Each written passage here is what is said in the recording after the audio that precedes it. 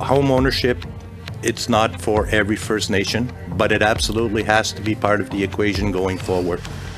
Tonight, trying to close the First Nations housing gap as the feds fall further behind. If we can, one, get rid of the diesel, get rid of the emissions and that sort of thing. An alternative, greener way to harness energy in the Northwest Territories. If you have a dream and you really want it for yourself, you just speak it. And a Kainai resident is living his dream by making Team Canada for this year's Summer Olympics.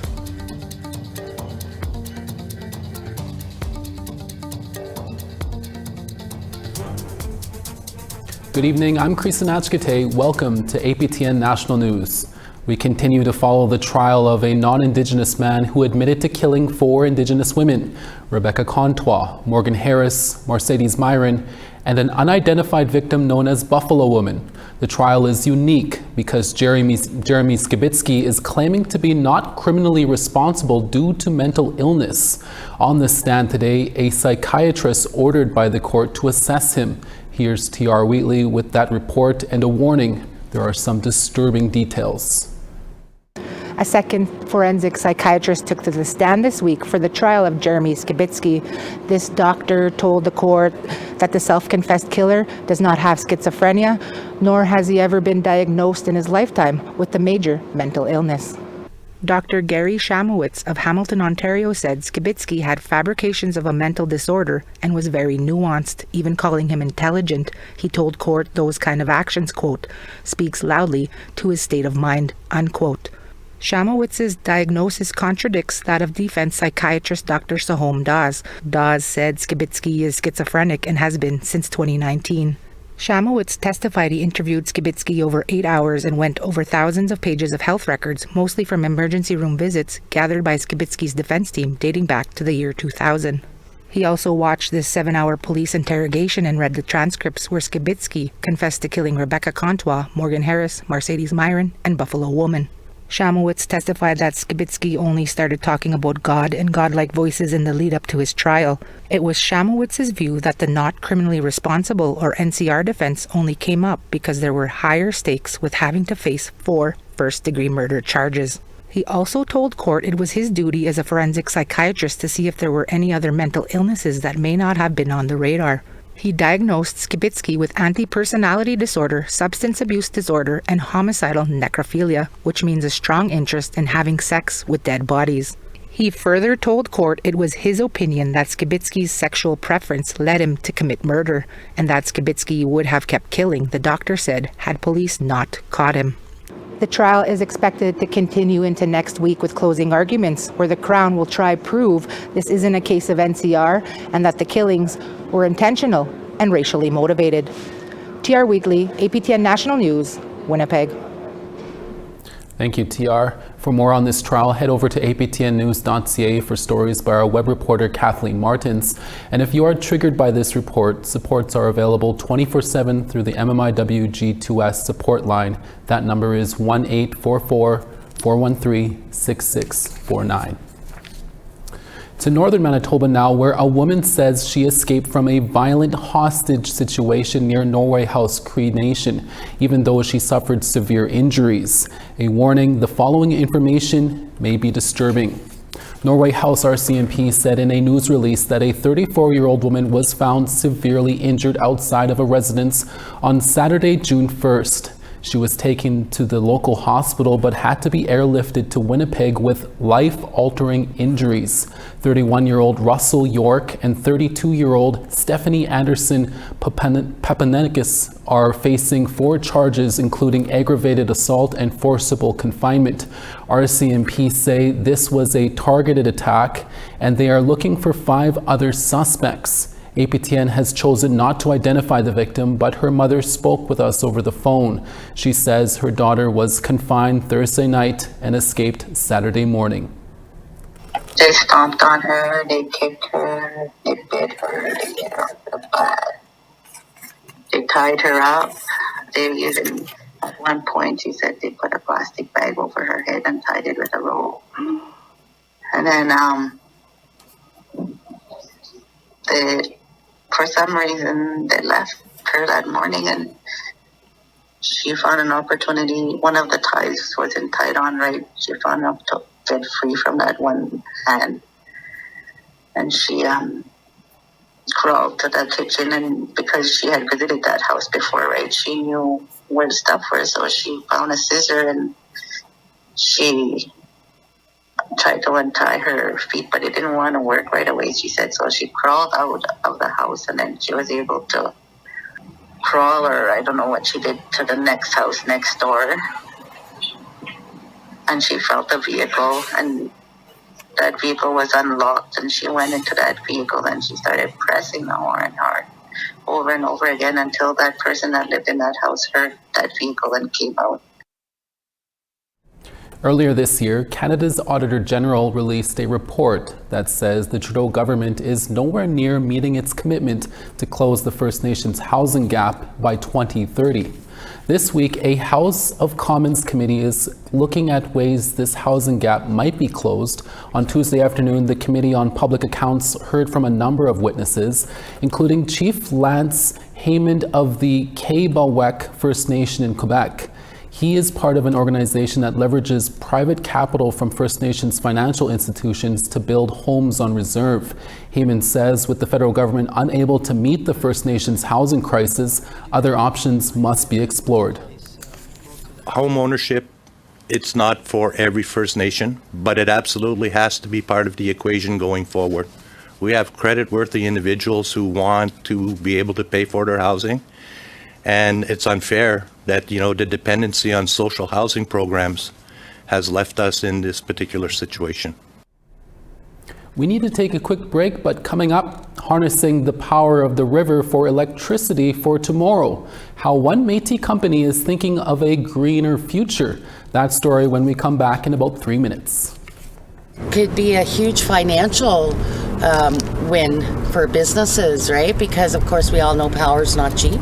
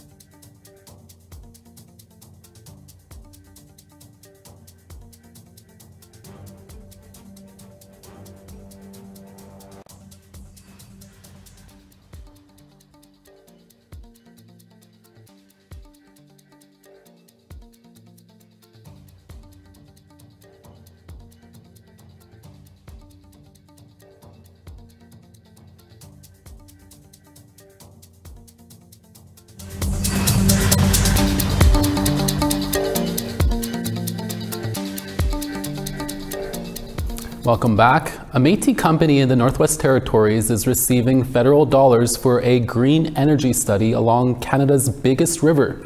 Our reporter Charlotte Moore-Jacobs attended the public engagement sessions and brings us this report. The Date Show, a source of life for Dene and Métis communities across the Northwest Territories. Now the Métis-owned Big River Services Centre is hoping to channel the mighty river's power to achieve zero carbon status using hydrokinetic technology. General Manager Linda Croft says they've received over $350,000 in federal funding to study the river's potential to generate energy using in-stream turbines. It could be a huge financial win for businesses, right? Because of course we all know power's not cheap. And I won't divulge numbers, but it's a fair chunk every month that we have to provide.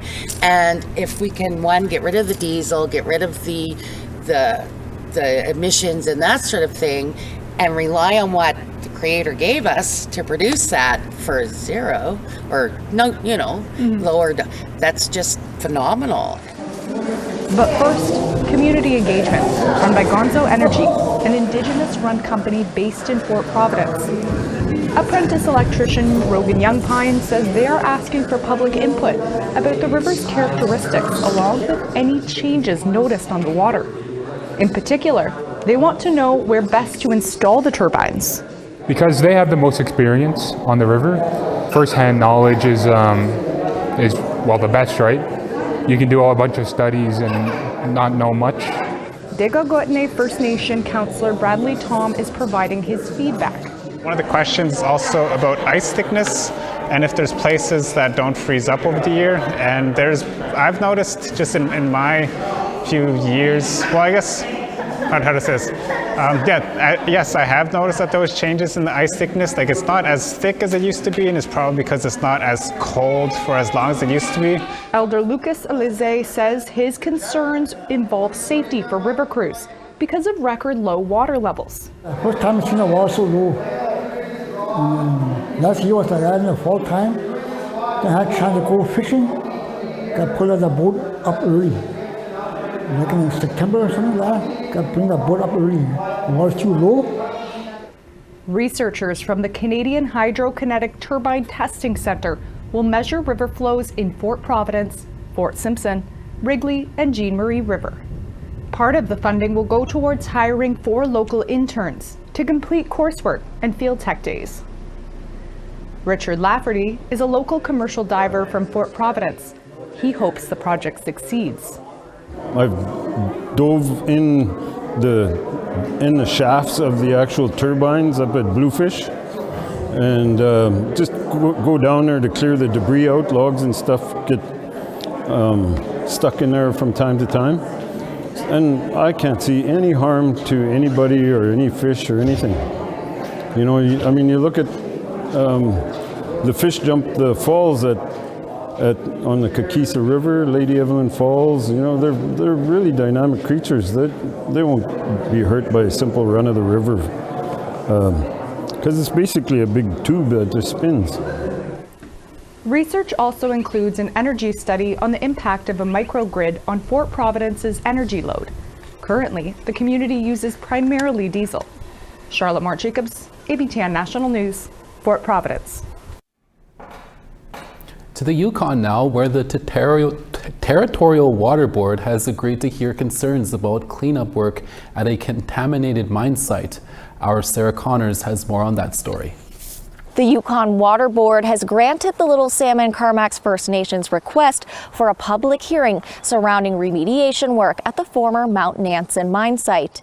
The hearing will focus on the Mount Nansen Remediation Limited Partnership, or MNRLP. The company is responsible for remediation work at the site, which is essentially returning a mine site to its natural state on behalf of the federal government. Last year, Little Salmon Carmack submitted an application to the Water Board, saying the company was breaching its water license, leading to more contamination at the site. Besides amendments to the license, the First Nation is asking for compensation for loss and damages. Last month, the board agreed, stating a public hearing would be in the public interest and that Yukoners have great concern for seeing mines cared for. Little Sam and Carmack's Chief Nicole Tom declined an in-person interview, but she said in a statement the First Nation is hoping to reach a solution with the federal government before the hearing starts. According to MNRLP, it inherited a water license that was already in place before they took over in 2021. The company's CEO says it's fully committed to meeting the requirements of its license. At the end of the day, our company wants to be seen as a project proponent that gets this site cleaned up. Harrington says MNRLP is improving the water treatment facility already on site, an issue he claims wasn't fully addressed in the plant's initial design. We're going to keep working at it with them until we get it right, and that's the commitment we have. Harrington says MNRLP also hopes to find a solution before the hearing starts. It's anticipated to take place in November. Sarah Connors, APTN National News, Whitehorse. A shelter in Montreal has launched a new shuttle bus service to transport unhoused Indigenous people to appointments around the city. The pilot project is already gaining traction and changing lives for the better. Maricela Amador has the story.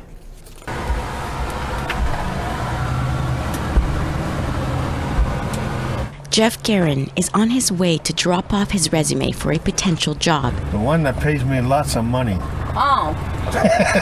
To get to his destination, he is using Indigenous Project Quebec's shuttle bus service. It's been over 20 years since I've been looking. Still no success. The first of its kind for unhoused Indigenous people in Montreal. The shuttle bus is a new thing here, and it's been going on for about two months, maybe 3 months. And I'm glad it has, because it's been convenient to go to my appointments, and I'm sure with other residents too. Since the service started in March, it's been used by over 400 participants. 400? More than 400, yeah. And it's only getting more popular. I think it would be a good idea if more centers do something, because it ensures people don't forget their appointments. They can't use the excuse, I got no transport or whatever. Now you got transport, so, get to your appointments. In the morning, the bus provides transportation to the airport for people returning to their northern communities. Let's go to Pack 2. Okay, on y va. It then ferries users to medical and non-medical appointments within the island of Montreal. Hugo Géant, a project coordinator at the shelter, is heading the new shuttle service. Il y a eu le besoin de ce service avec l'appel de plusieurs partenaires et surtout du réseau autochtone de Montréal. Et donc, grâce à un financement de la ville et du réseau, on a pu mettre en place ce service parce qu'il y avait des besoins. C'était difficile pour la communauté autochtone de trouver des solutions de déplacement. Although currently not in service in the afternoon, the bus hits the road again in the evening. Le soir, on est plus là pour aider les personnes à aller vers les refuges, à aller les chercher dans les stations de métro, à des places stratégiques pour pouvoir les ramener dans les refuges, pour qu'ils passent la nuit tranquillement au chaud et avoir un petit repas. Jean said that Indigenous Project Quebec has enough money to keep the service going for 2 years, so they will be looking for more funding in the future. On essaie toujours de trouver puis de faire le plus qu'on peut. Emmanuel Vézina is the frontline worker for the shuttle bus. Moi, je pense que c'est non seulement nécessaire, mais que ça devrait même être encore plus extendre les heures de service. Et certains, là, on a vraiment beaucoup d'appels dans des heures qu'on n'est pas en service. Pour le moment, c'est juste le matin, le soir. Ça pourrait être 7 jours sur 7. I'm a little worried about my sister. And Garen would really appreciate it if the service was expanded beyond medical appointments. Like, say if I wanted to go see my sister Pierre-Paul, would you drive me there, or? In that type of case, I would say ask your caseworker. Maricela Amador, APTN National News, Montreal. The Kainai Blood Tribe in Alberta is honoring one of their own as he makes his way to this year's Summer Olympics in Paris next month. We'll tell you who when we come back.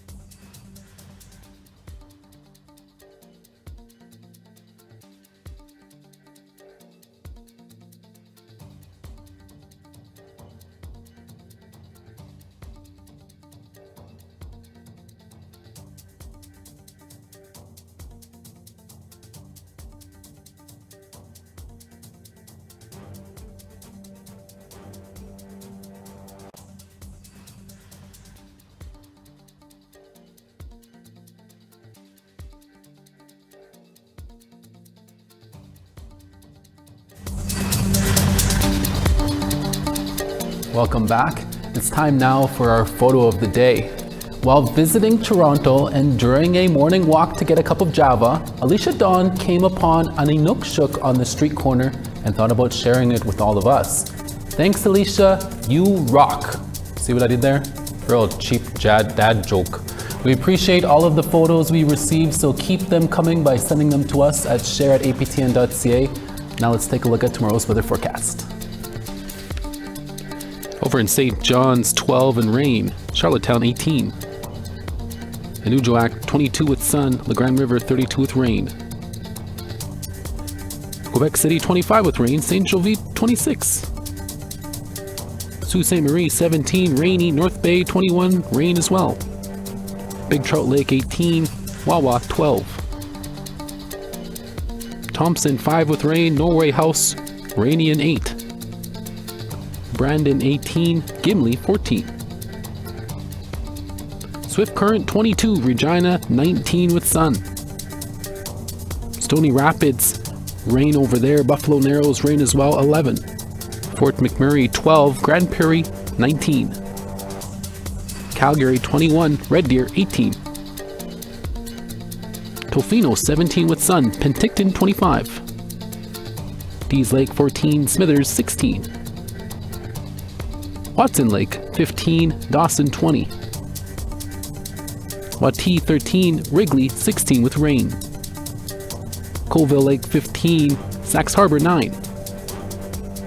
Baker Lake, 6. Chesterfield, 3. Iqaluit, 5 with rain. Igloolik, 0.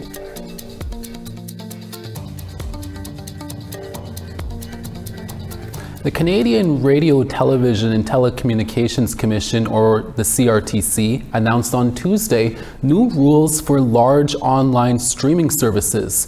The Online Streaming Act will force streaming companies that are not Canadian broadcasters to pay 5% of their Canadian profits to a fund that will help produce Indigenous and French content, local news, as well as content from diverse creators. Companies like Netflix and Spotify would be included.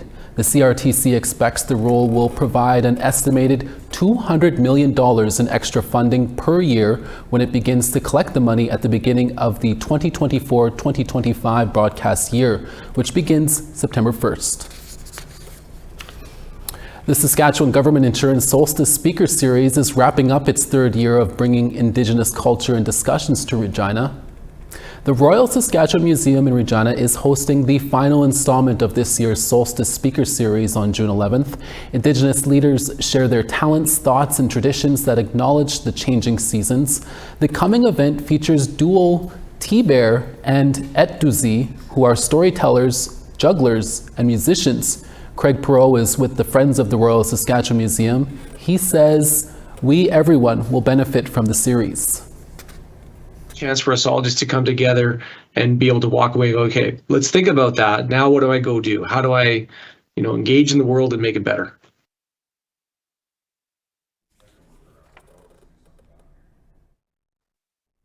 The Kainai Blood Tribe in southern Alberta performed a headdress transfer ceremony to their first athlete to go to the Olympics.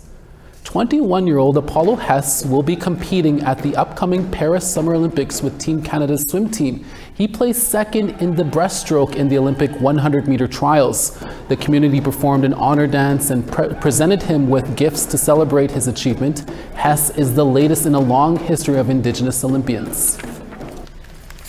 This is kind of like a life lesson that I've learned that hopefully some of you can take on as well, is that if you have a dream and you really want it for yourself, you just speak it. You speak it out into the universe and it will happen. To south of the border now, where the Ho-Chunk Nation, along with maritime archaeologists in Wisconsin, made a huge discovery. Hidden underneath sediment, they found nearly a dozen dugout canoes at the bottom of Lake Mendota in Medicine, Wisconsin.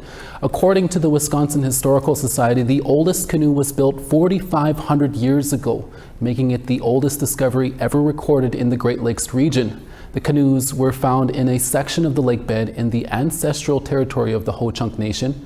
The first canoe was found 3 years ago, and all the canoes will be safely preserved in a facility in Madison for further conservation and study. 2 of them will be on display at the Wisconsin Historical Society's History Center, set to open in 2027. This is an important historic moment for maritime archaeology, for the state of Wisconsin, for the Ho-Chunk Nation, but also the Great Lakes region and tribal nations across the Great Lakes region too, because this is the oldest dugout canoe dating back to 1000 BC that's ever been found and recovered in the Great Lakes region. The ability to take today's process now through science and their expertise over here and utilize it to teach our youth, about our steep history and a connection to an area here that reaches all the way back to the last glacier period. They say 3,000 years, right, that dugout canoe. And that's your Wednesday, June 5th APTN National Newscast. We'll be back again for your midday newscast tomorrow at 12 p.m. Winnipeg time. From everyone here at APTN News, hi miigwech masicho. Thank you for watching. We leave you now with some beautiful canoe footage in the Yukon.